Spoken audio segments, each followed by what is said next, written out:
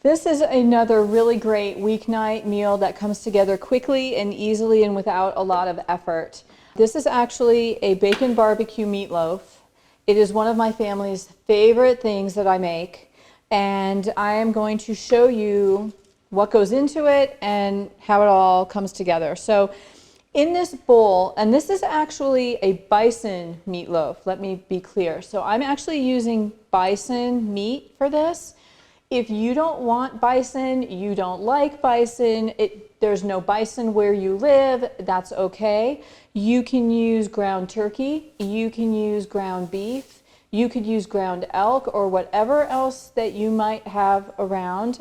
This turns out great with any of those things. I have not tried this with chicken, but if it works well with turkey, it would probably work well with chicken as well. Chicken does tend to get dried out, so you'll just want to adjust your cook time a little bit. So in this bowl, I have a pound of ground bison, 1 egg, and about a 1/4 cup of barbecue sauce. This meatloaf is going to serve, I would say, 4 to 5 people.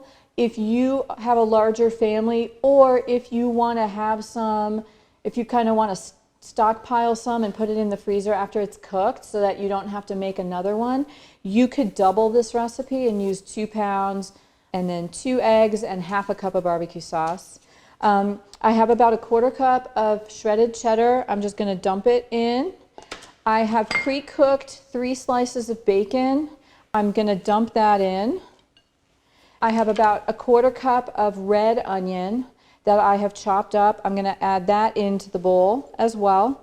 I like to use red onion because as it cooks, it gets softer and it gets sweeter than maybe a yellow onion or a white onion.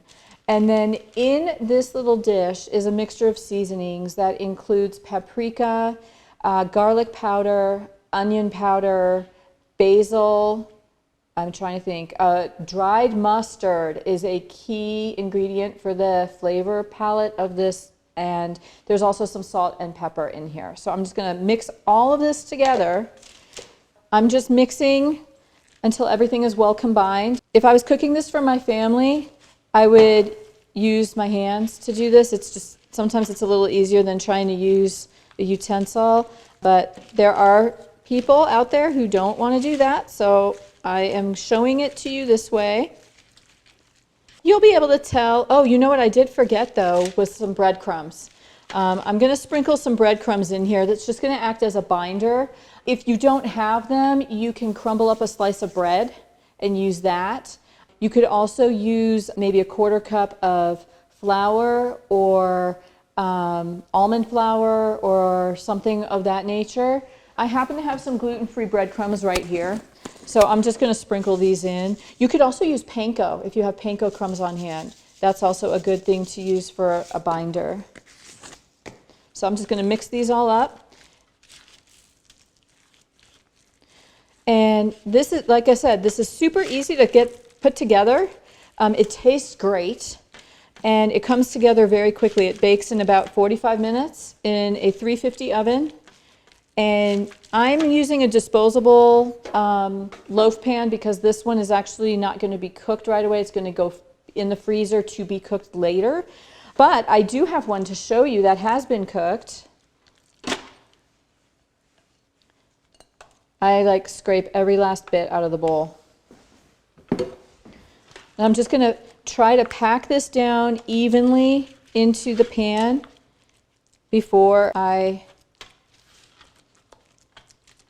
get it ready for the freezer. Now, if you wanted to, when you bake this, you could put more bacon strips on top.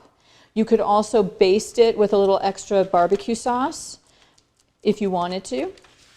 There are no rules.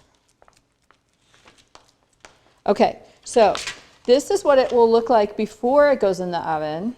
Now, are you ready? Where did I put it? Oh, it's right here.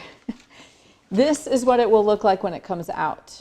We're going to bake this at 350 for about 45 minutes. You will want to make sure you put it onto a sheet pan instead of right on the rack, especially if you're using a foil pan. If you're using a regular loaf pan, you don't need to worry about it.